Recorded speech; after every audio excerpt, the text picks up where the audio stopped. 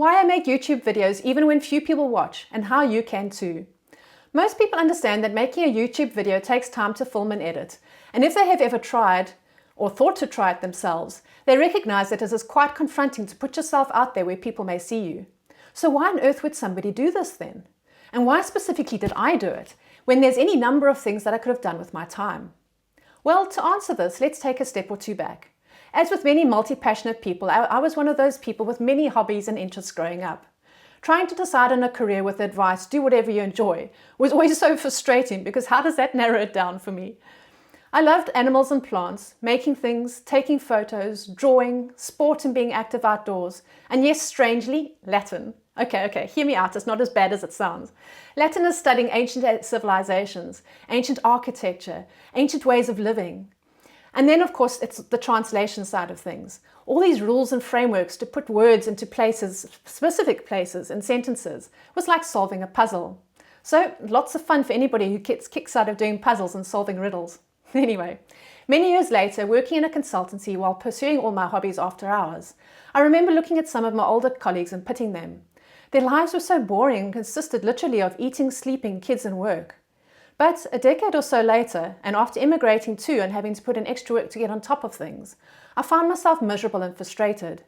It suddenly struck me that in trying to adjust and survive in a new country, with a new culture and a new industry at work, I had let most of my hobbies go, and was now leading the same boring life that I'd seen in my colleagues all those years before.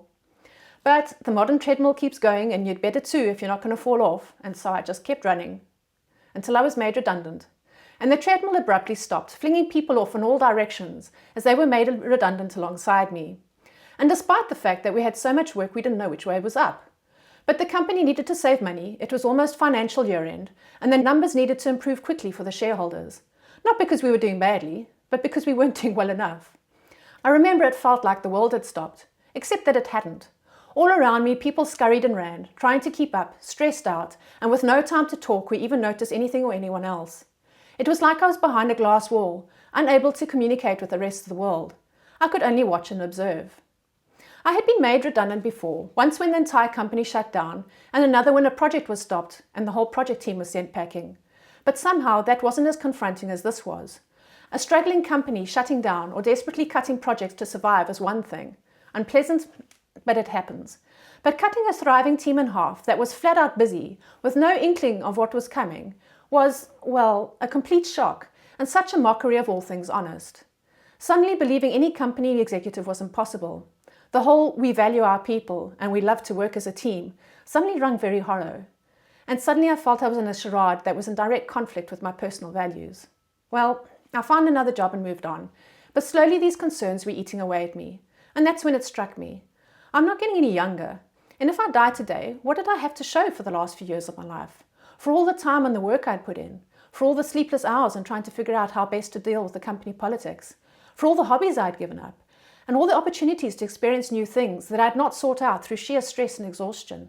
That's when I decided that from now on, I'm starting my hobbies again, and I'm going to learn some new skills.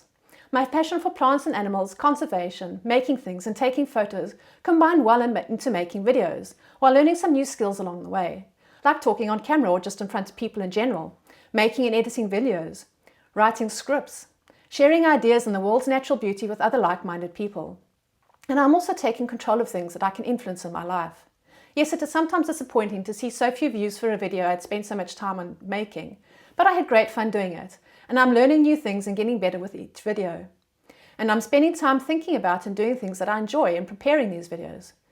It takes time and sometimes it feels like progress is too slow, but as James Clear says in his book Atomic Habits, you just need to start and improve by small bits every day or two to see large results over time. An unexpected bonus to doing YouTube videos has been the things that I've been learning about myself.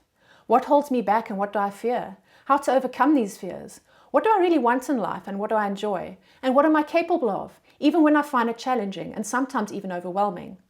Who would have thought that the person who, as a young kid, used to hide behind the curtains or under my bed when people that I didn't know very well came to visit, would actually enjoy making YouTube videos, the challenge of being on camera, the creative process of researching, writing, filming and editing videos, and the delight of sharing something that is important and interesting to me with others who hopefully find it so too.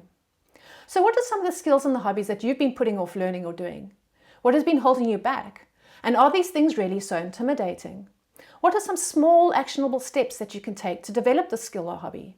What can you do today to start moving towards a better life for yourself? Let me know one thing in the comments below that you're going to do today to start making your life better. And if you are looking to start making YouTube videos yourself, see the comments below this video for the courses and channels that I've taken and made use of to get going.